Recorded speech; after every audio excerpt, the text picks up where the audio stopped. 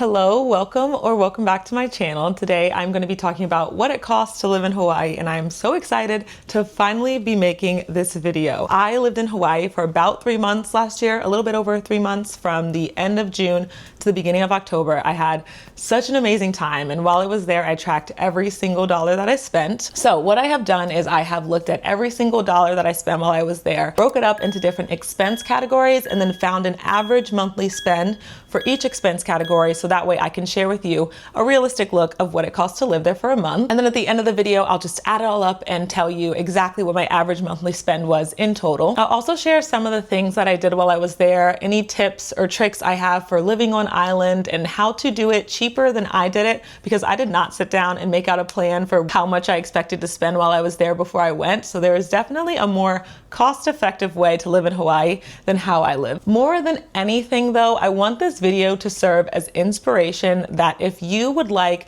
to go somewhere and travel and live in a new place for a couple of months, I just want this video to show you that it is a possible thing to do, because if I can do it, you absolutely can do it too. It is possible to go have experiences like this without retiring, without going broke, especially in today's world when it is so much easier to do things like travel and continue working. I am not trying to make it sound like this is an easy process by any means to pick up from where you are and move to Hawaii for a couple months, but what I do feel is that it is doable, it is possible, and I just want this video to serve as a little bit of encouragement for you that this is an experience you can have if you are interested in it. So for a bit of context, I was living on the big island of Hawaii, which is a lot less commercial than some of the other islands. It is definitely not as commercial as Honolulu, which is on Oahu, and I think Honolulu is what someone from the mainland thinks about when they think about Hawaii. Like lots of beaches, easy transportation, lots of big stores, and that is not at all what Big Island is. I lived in the city of Hilo, and they do not have a very developed public transportation system. There definitely isn't as much tourism in Hilo, but I wouldn't have changed my experience for anything. I'm so happy that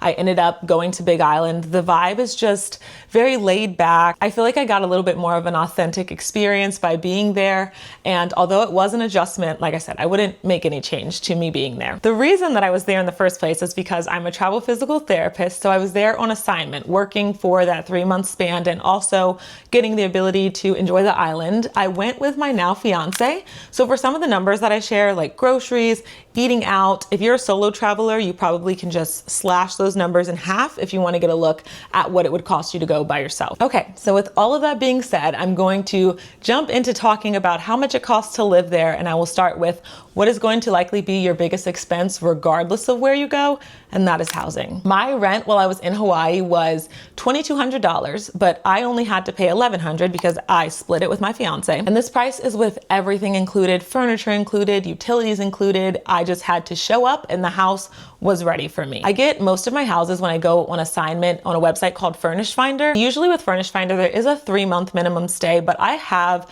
definitely seen properties that have a 1-month minimum stay if you are looking to not stay as long as 3 months. You just have to search around a little bit. I definitely could have found a cheaper way to live there. I'm just so used to using Furnish Finder, but while I was there, I met other travelers who would just get their housing off Facebook Marketplace and work with different individuals. And I've even met people who told me that when they found their home on Facebook Marketplace, there was a bundle to get a car and a home included, which is so amazing because once you're on island, if you're there for any significant amount of time, you are going to need a car. I definitely would have saved some money if I could have somehow gotten all of that bundled together. I will say, if you choose to go to pretty much any island other than Oahu, there's probably going to be a little bit of adjustment to living in a home in Hawaii versus living in your home on the mainland. I know that I didn't have any central air conditioning or heating, cooling inside of my home, and that's pretty common for the houses on the Big Island. You just open up your windows and let the breeze come in all day. But for somebody like me who is deathly afraid of bugs, that was such a scary thing the entire time I lived there.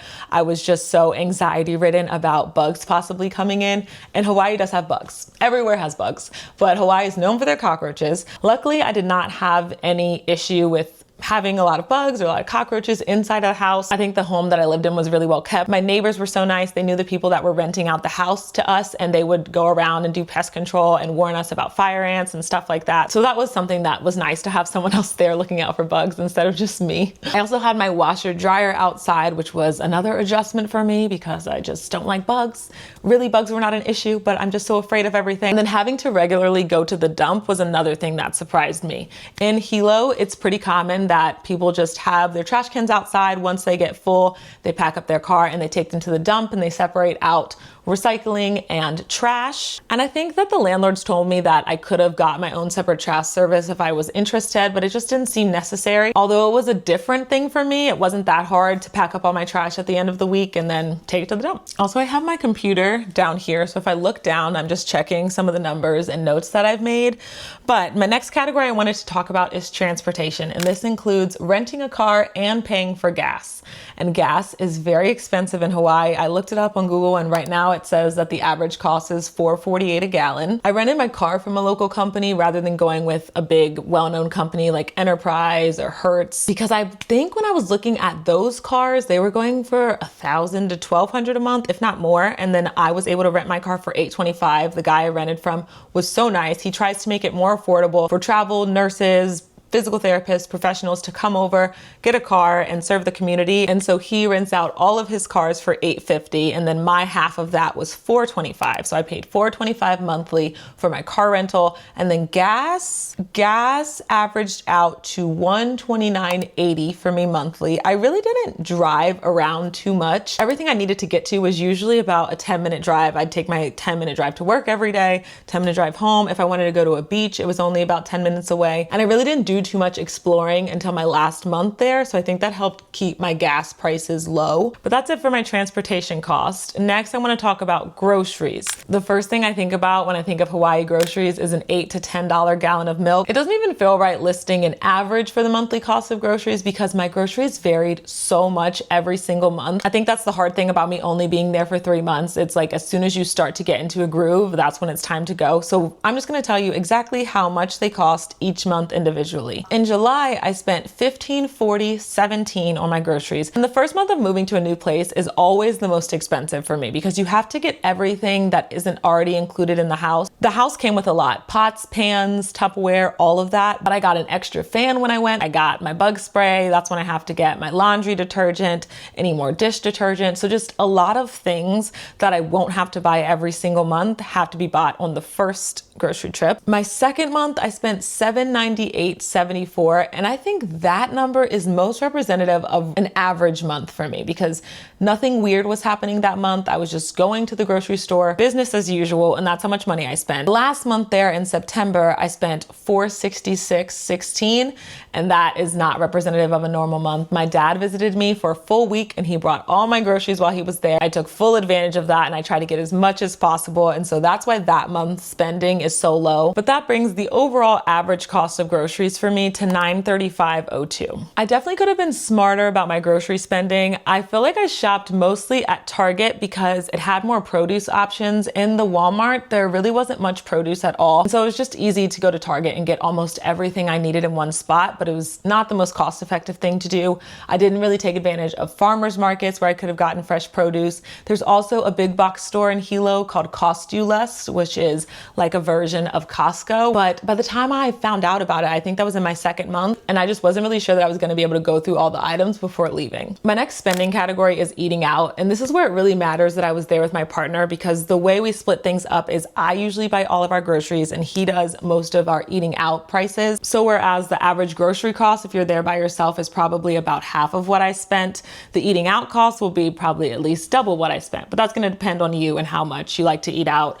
In Hilo, there weren't really too many restaurants that I was interested in. I am the world's pickiest eater. I have the palate of a 5-year-old. There's a lot of seafood. There's a lot of poke, which I do not like either of those things. So I just didn't eat out very much. Any of the eating out I did was at McDonald's, Jack in the Box, fast food restaurants like that. And as I said, it was mostly covered by my partner, but I did end up spending an average of $52.74 per month on eating out. Next expense category that I have is health and beauty. And this includes things like my gym membership, if I needed to get any vitamins, any hair product, if I got sick and needed to get medicine, all of that was lumped into health and beauty. I have a YMCA gym membership, which usually works out really well for me because the membership works nationwide. So regardless of which state I move to, I can still just have my normal membership. And it worked in Hawaii as well, but there was an extra fee. Even though I already had a gym membership, I had to pay another $40 fee just to use their gym specifically. So my membership was usually about $40 a month. The first month it was $73 because they wanted to verify with the YMCA in Virginia, where my home membership is, that I actually did have a membership. And so the first days that I went there, I had to just pay the day pass fee. Other than that, I usually spent about $30 to $70 a month on getting vitamins, hair products, all that other stuff. So that averaged to $118.49 a month on health and beauty. Okay, we finally made it to my absolute favorite category, which is travel. I feel like if you're going to go to Hawaii, you have to take the opportunity to island hop. You're gonna be closer to all of the individual islands than you would be if you were anywhere else. So it just makes sense to me to travel around a little bit. I really only did any island hopping in September. I did also visit Oahu in October, but I was only there for a week and I was done with my contract fully. I was just taking a vacation for a week in Oahu, so I haven't included any of my expenses from October. I also didn't include any expenses from June because I was only there for a week in June, and I really paid for things mostly on credit cards in June and then actually paid them off in July. So this is all of my spending from July to September. But back to travel. As I said, I only did island hopping in September. I think that really just speaks to the drivability of the island. There's also a city on Big Island called Kona, which is more tourism heavy. If people are coming to visit Big Island, I'd say most people are going to Kona, and the drive there is only an hour, maybe an hour and a half away from Hilo. So you can get around the island so easily with a car. You can visit so many places. One of my favorite things I did while I was on Big Island was visit Mauna Kea, which is a dormant volcano that they have there. They have these two big mountains, Mauna Kea and Mauna Loa. And if you go up to Mauna Kea, you can be above the clouds. You can see the stars if you stay late at night. And that was a completely free experience other than the gas it costs to drive there. So just again reiterating, there are so many things to do on island for free if you like doing outdoorsy things like that. But since we're talking about travel here, my total spend for the 3 months in Hawaii that I spent on travel was $2,203.42. If I were to average that out over 3 months, it's technically about $734 a month, but I don't know if it's really fair to look at travel in that way. I took a trip to Kauai in September, and Devin and I had been planning it for a couple of weeks, but what I didn't know was that that's what we were gonna do right after I got engaged. So it was such an amazing day. We ended up going to a beach in Kona to watch the sunrise. He surprised me, proposed, and then after that, we drove to the airport and got on a flight to go to Kauai. And we were there for just a day. We stayed overnight one day. Right now, a round trip flight from Kona on Big Island to Kauai is about $170, so very affordable. While we were in Kauai, we rented a car, and the price of that car was $83.95. And then gas for the car while we were there was $23. The hotel that we stayed in was almost the most expensive part of our trip. It was $241.13. But the whole reason we even went there was to see the Nepali coast. It is so beautiful, and I definitely go back. I think if I did another travel contract in Hawaii, I'd probably want it to be in Kauai, just because I've already experienced Big Island, and Kauai is such a beautiful island. I really liked being in a little bit less commercial place than Oahu, so I feel like Kauai would be a good choice for that. We did this day cruise type of thing. I think the company we used was Captain Andy's.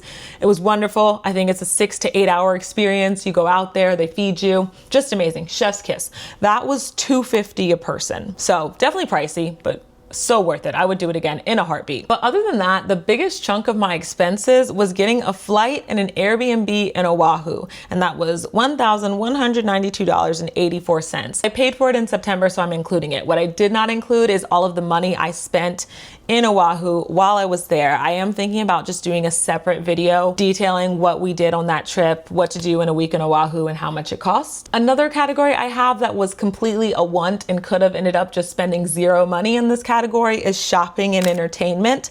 This varied a lot from month to month, from $20 one month to $122 another month. But this included any money I spent getting clothes. Devin and I went to the movies a couple times, so any money I spent on that was included in that. Also in September, my overall spending on shopping and entertainment was $122.84, and $100 of that was on bathing suits alone. I was leaving and bathing suits were so accessible, and I went a little bit crazy. So this number can definitely be lower for you than it was for me, but I averaged $74.40 a month on shopping and entertainment. My final category is miscellaneous expenses, and this is definitely a valid category. You're always gonna have some sort of expense that doesn't fit anywhere neatly in the box of all your other expenses, but it's still important that you plan and set aside money for miscellaneous things. These things are so variable that I just have to look at my computer in my notes for what exactly I spent money on each month. So in July, I spent $43.07. That was on buying gloves to go visit Mauna Kea and buying a couple of toys for the clinic that I was working in. August, I spent $102.16. Most of that was on shipping an item back to the mainland, which was pretty expensive. And then just like gas station purchases like gum, I bought an umbrella. In September, I spent $74.39, and that was mostly on prepping for my dad to come.